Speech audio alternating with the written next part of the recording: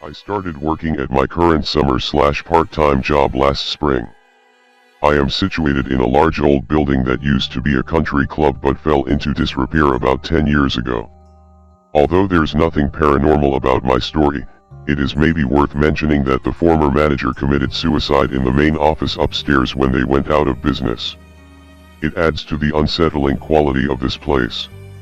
Along with that, so do the seemingly never-ending hallways and passages, innumerable hidey holes and half-empty pools, and other strange unused parts of the building like a secret shower room/sauna and a tunnel of storage areas that connect the men's and women's bathrooms.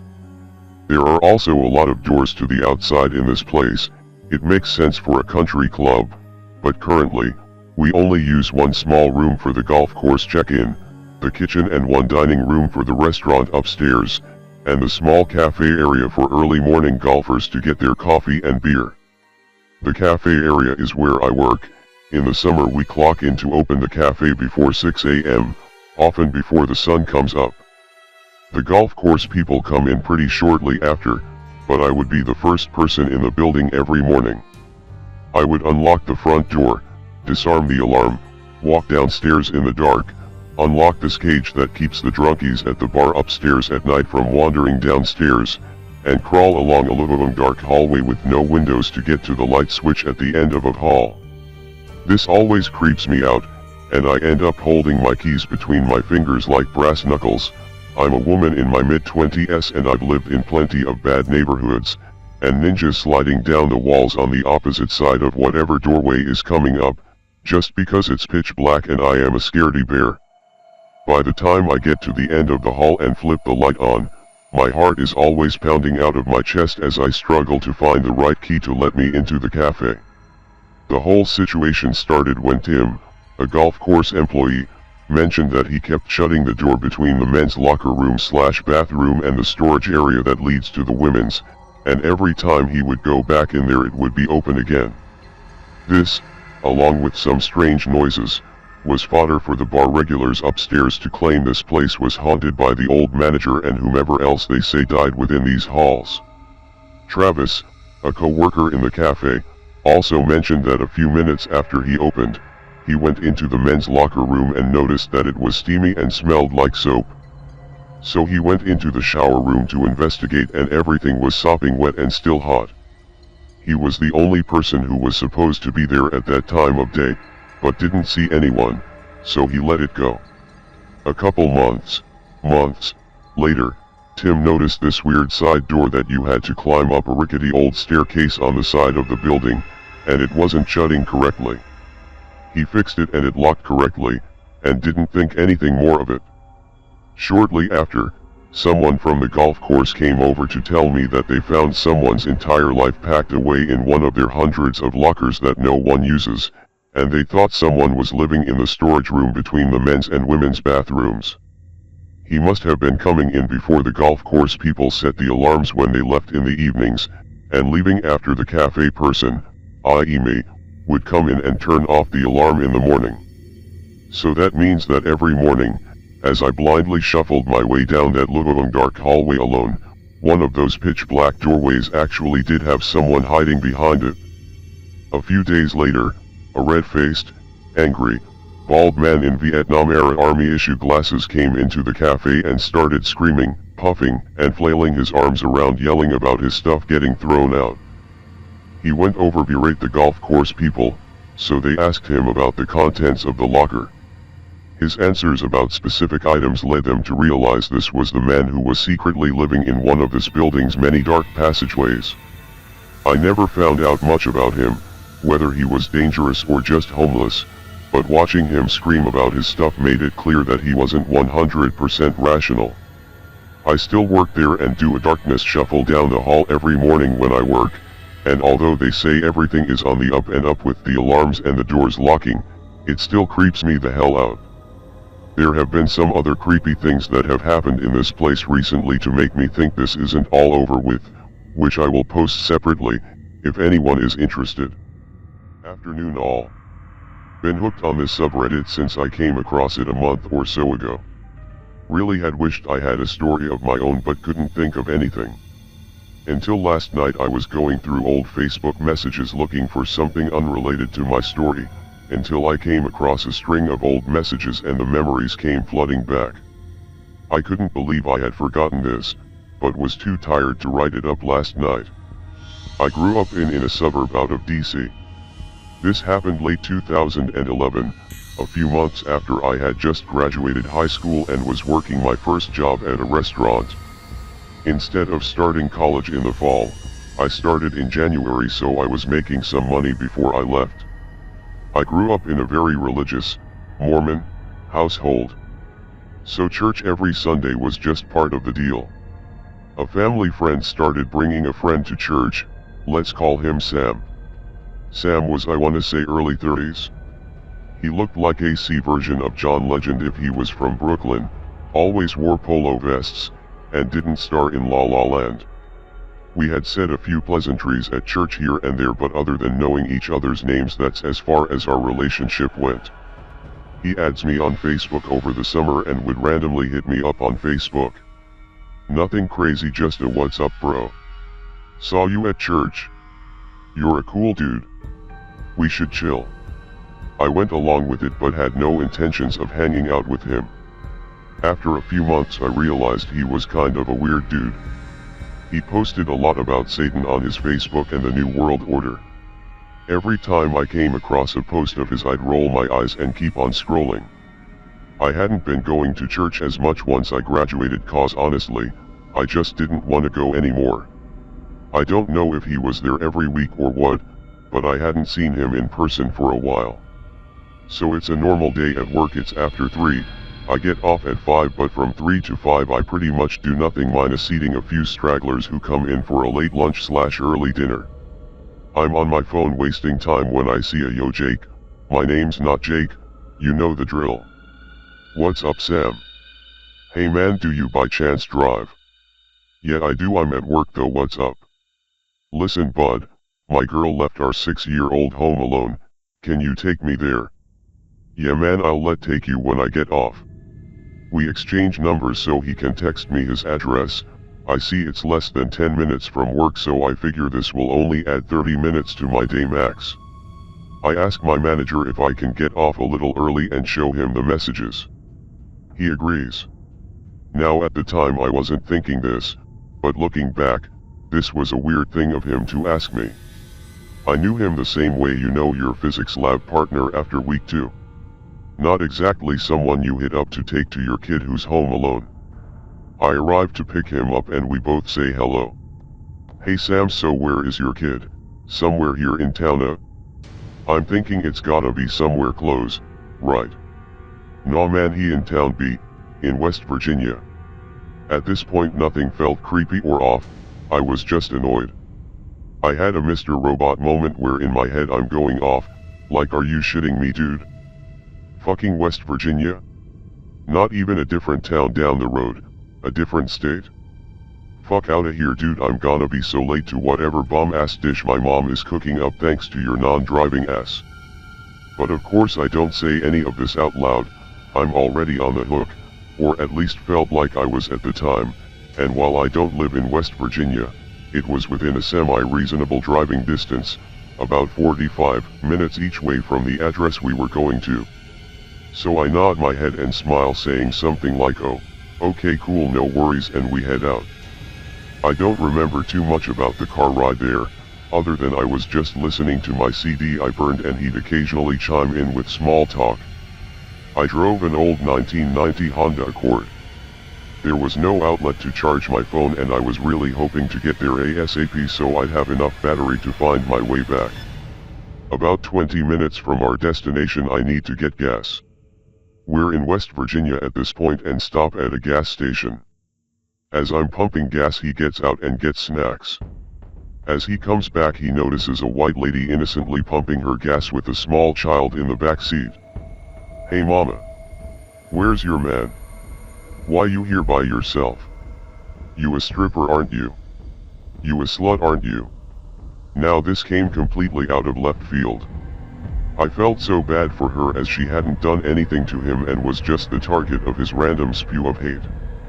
They went back and forth briefly before I finished filling up and we got back in the car. He's laughing to himself as he eats his chips while we get back on the road, proud of his interaction with her. While I don't copy it externally, at this point I tell myself this is the last time I do this guy any favors, as his true colors are starting to show. This is the beginning of November, so it's still warmish, or at least not super cold, but the sun is starting to go down much quicker. The sun had been setting pretty much the entire drive and at this point had reached past the point of ultimate sunset Instagram pic galore. As we're getting closer I realize we haven't once talked about his kid. That was the whole point of this trip. He never seemed concerned in the slightest. So I ask him about his kid. I ask him what his name is. He literally says, yeah, we're almost there.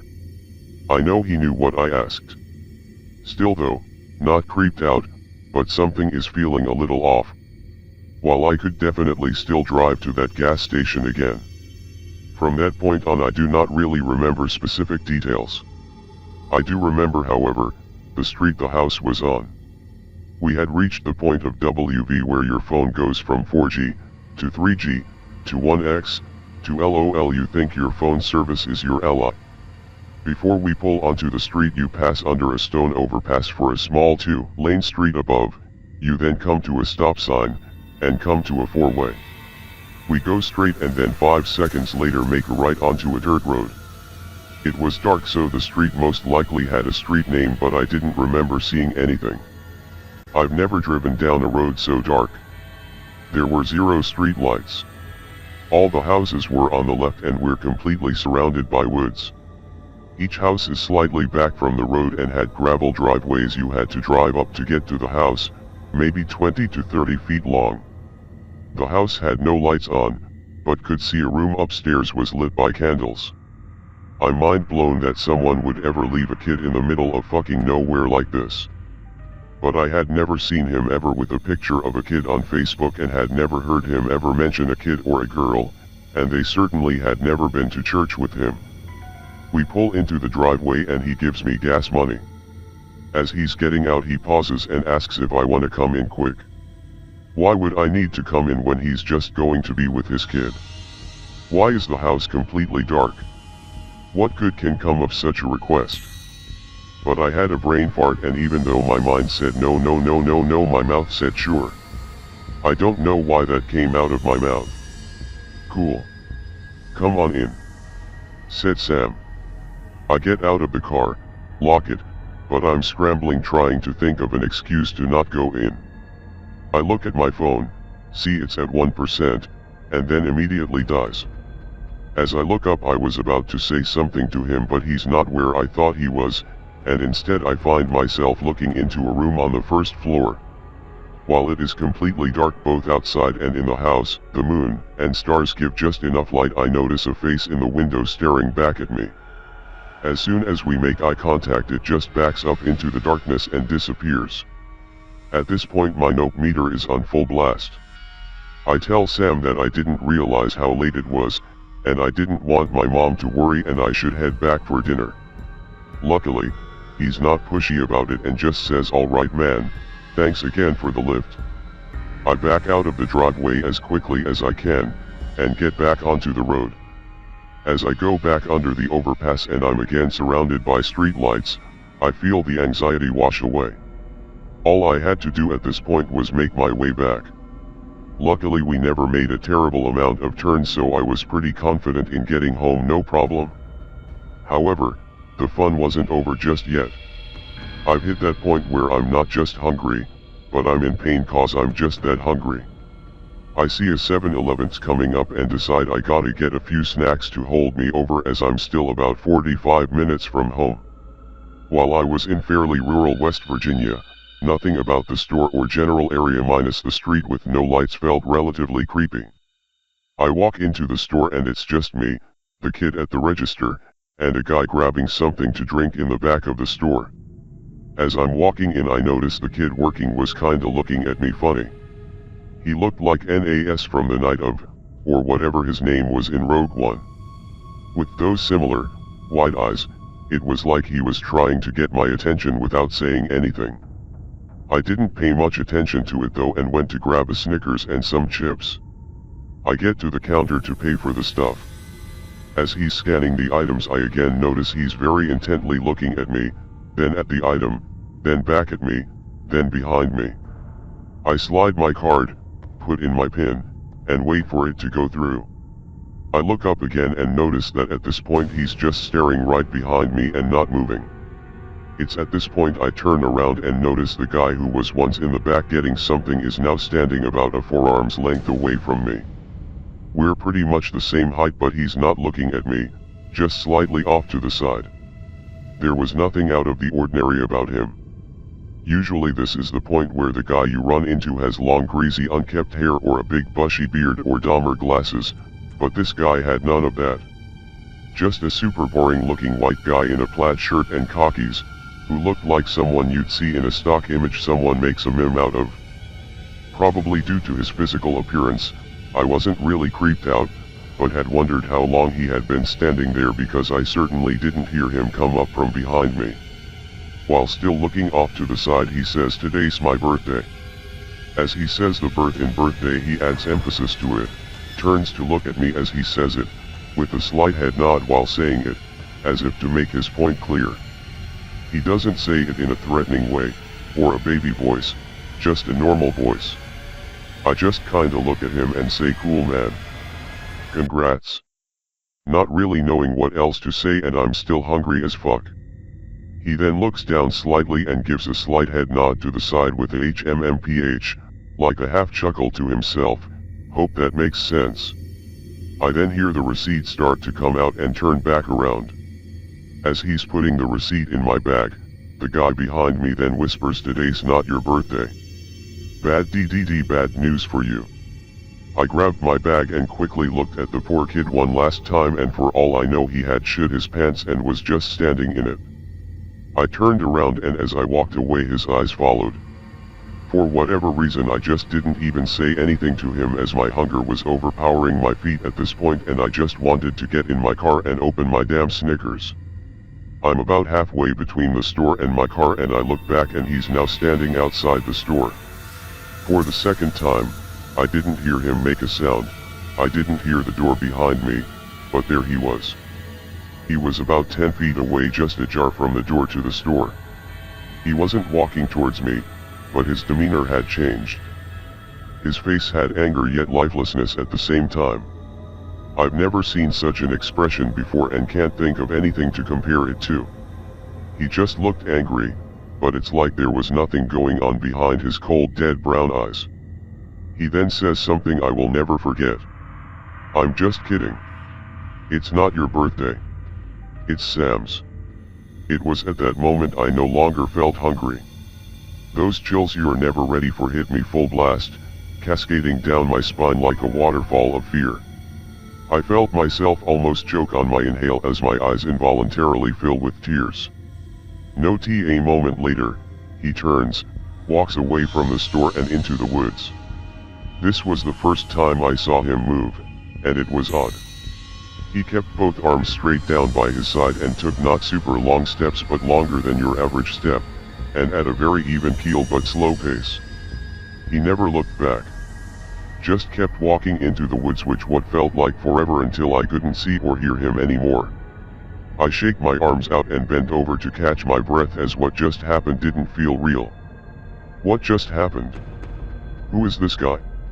How did he know I was with Sam earlier? Or was it just a freak coincidence?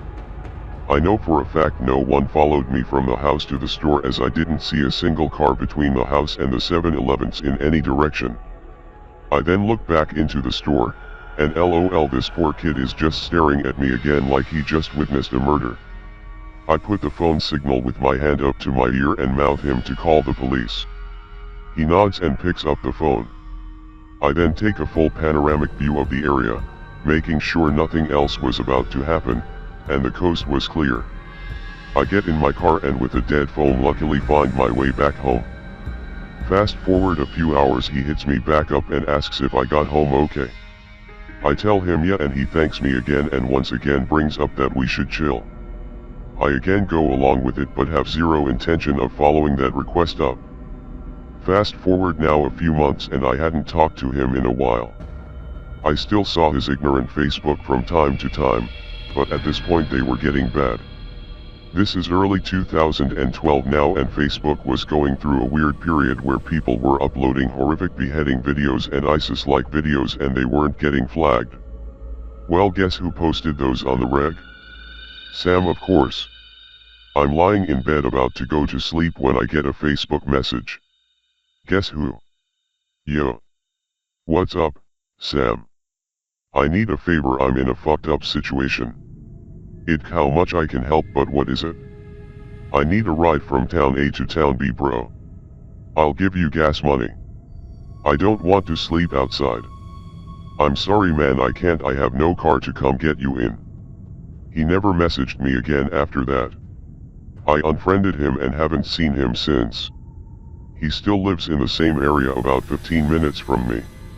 Last night when I came across the messages I decided to peek at his profile. His profile picture was no longer a dumb shirtless mirror selfie but is now just a pentagram. He posts a status or reposts something about every 3 hours. Mostly about fucking white bitches and the new world order is almost upon us.